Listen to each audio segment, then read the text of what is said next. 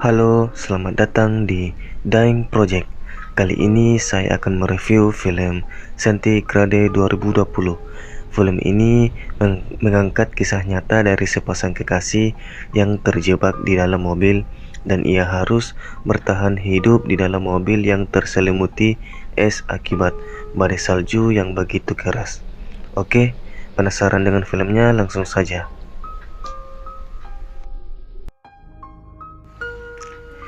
Film dibuka dengan seorang perempuan yang bernama Naomi yang sedang bersama suaminya.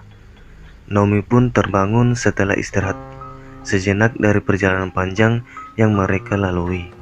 Saat itu, Naomi melihat kaca mobil tertutup dengan es.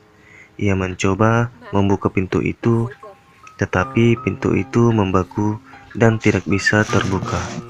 Naomi pun langsung membangunkan Matt suaminya dan meminta untuk membantunya untuk membuka pintu yang satunya. Tetapi pintu itu juga macet, begitu juga pintu yang lainnya. Naomi pun mulai panik dan mulai menyalahkan Matt. Matt juga mencoba menenangkannya karena Naomi juga sedang hamil. Matt mengambil peta dan mencari posisi mereka berada. Ternyata mobil mereka tertutup es tepat di pinggir jalan. Mengetahui itu, mereka pun mulai tenang dan percaya pasti ada orang yang lewat dan menyelamatkan mereka. Matt kemudian menyalahkan lilin untuk menghangatkan tubuh mereka. Badai salju tidak kunjung henti dan timbunan es di atas mobil mereka semakin menebal. Matt pun selalu berusaha mendobrak pintu itu, namun usahanya sia-sia. Naomi juga kebelet pipis dan Matt pun langsung menggulung handuk dan menyuruhnya kencing di handuk itu. Awalnya Naomi menolak, namun karena situasi yang darurat, akhirnya dia melakukannya. Hari-hari dilalui mereka. Naomi mengatakan bahwa makanan dan minuman hanya bertahan selama 12 hari saja, dan mereka harus bertahan sampai es yang menutupi mobil mereka mencair. Naomi menyuruh Matt untuk memecahkan kaca mobil, namun Matt merasa bahwa es terlalu tebal dan cukup sulit untuk menggalinya, dan kaca yang pecah juga akan masuk ke dalam mobil mereka.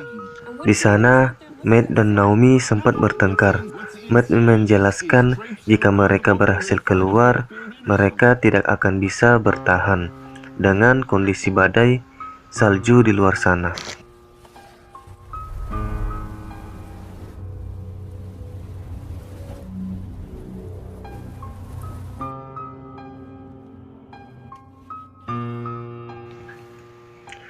Lima hari pun dilewati mereka. Matt melihat makanan dan minuman semakin menipis.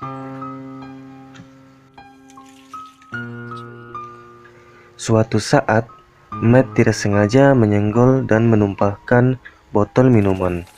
Matt langsung menyalahkan Naomi dan memarahinya. Mereka berdua mulai saling bertengkar dan saling menyalahkan.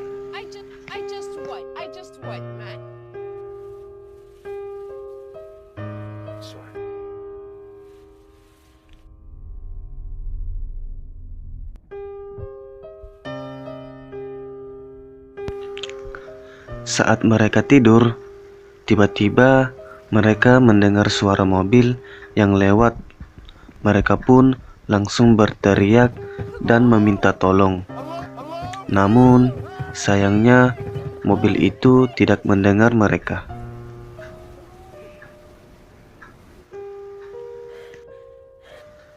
Naomi pun semakin frustasi, namun di sini Matt terus menenangkannya.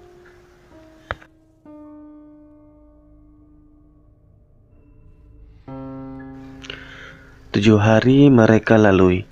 Matt mencoba mencari cara untuk membuka jendela mobil.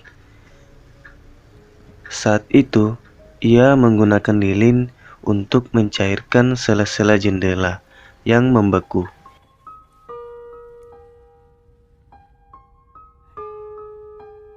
Di sisi lain, Naomi berhasil menelpon ayahnya, namun tiba-tiba sinyalnya putus.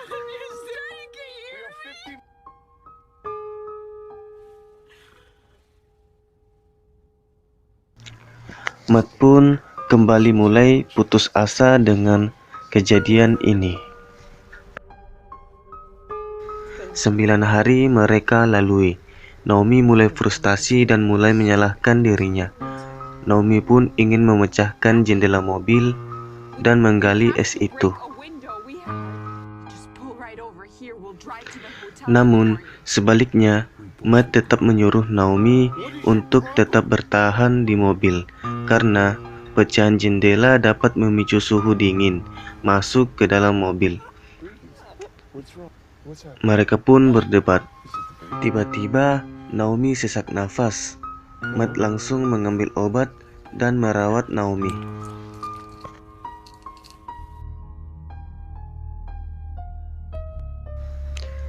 Sebelas hari mereka lalui. Di sana, Naomi menulis di sebuah catatan buku. Naomi merasa bahwa pada akhirnya mereka akan tewas kedinginan. Matt membentak Naomi dan menyuruhnya diam dan berhenti menulis karena ia tidak ingin mati sia-sia. Apalagi Matt menaruh harapan pada bayi yang sedang dikandung Naomi.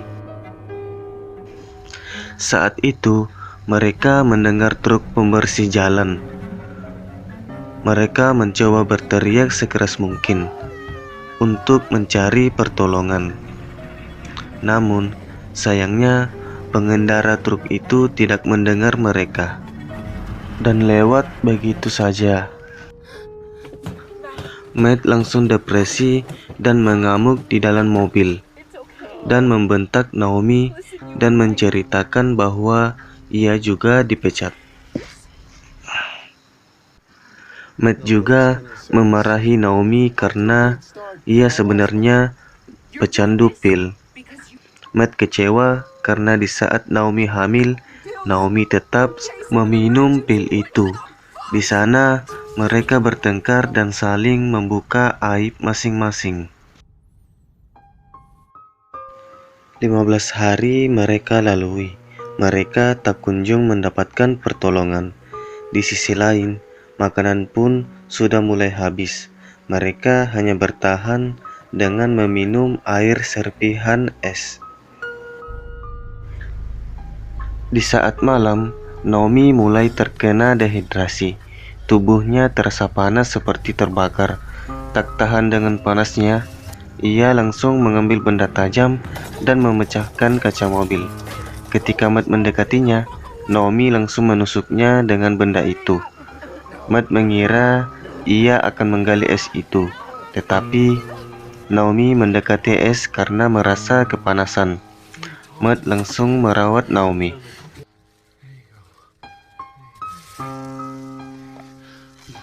Di saat malam, tiba-tiba Naomi merasa bahwa ia akan melahirkan. Naomi mengambil posisi dan mulai kesakitan. Matt mencoba membantu pasca istrinya melahirkan. Akhirnya, bayi yang mereka idamkan terlahir dengan selamat. Mereka pun merasa lega dan mulai memberi nama anak mereka.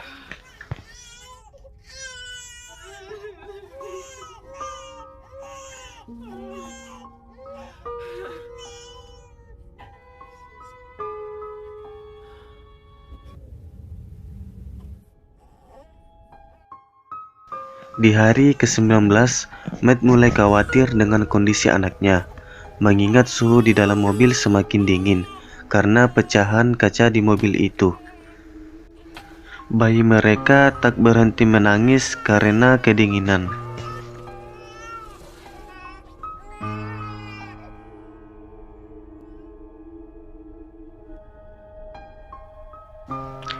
Malamnya, Matt mulai terkena dehidrasi karena suhu dingin di sampingnya.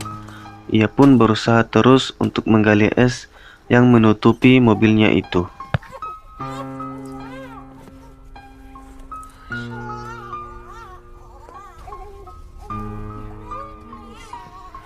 Suatu saat, Matt tak tega melihat anaknya terus menangis. Kemudian ia memberikan jaketnya untuk menyelimuti bayinya. Selang beberapa lama, Matt langsung merasa kepanasan. Ternyata ia mulai sekarat karena terkena dehidrasi. Dan Naomi pun tidak mengetahui itu. 20 hari mereka lalui.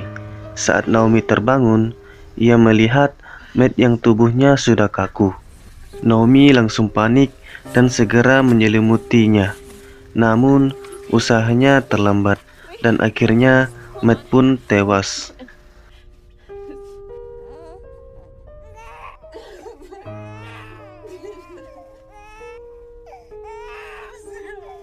Naomi pun terpaksa bertahan hidup sendirian bersama bayi kecilnya. Ia pun menuliskan semua peristiwa yang ia alami di sebuah buku catatannya.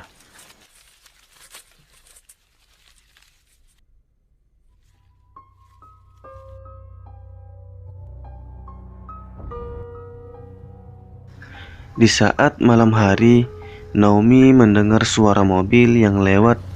Namun, ia sudah tidak kuat lagi untuk berteriak, dan kesempatan itu sia-sia.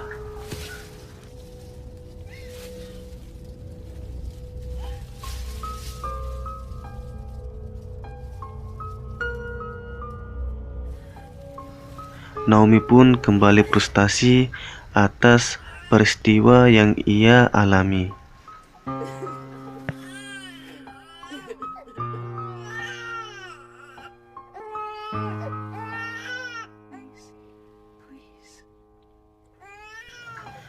Di sana, Naomi sangat kelaparan sampai-sampai air ASI-nya tidak bisa keluar.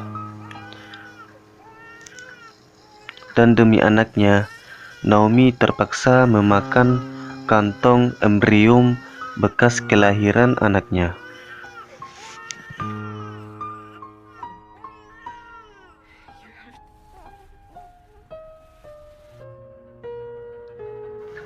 "24 hari telah dilalui Naomi. Ia melihat bahwa es mulai mencair. Ia melihat cahaya di jendela, dan ia pun mulai menggali es itu. Ia melihat bahwa musim semi telah tiba. Naomi langsung melubangi es tersebut dan mulai bersiap-siap untuk keluar. Naomi keluar dengan bayinya dan meninggalkan Matt di dalam mobil.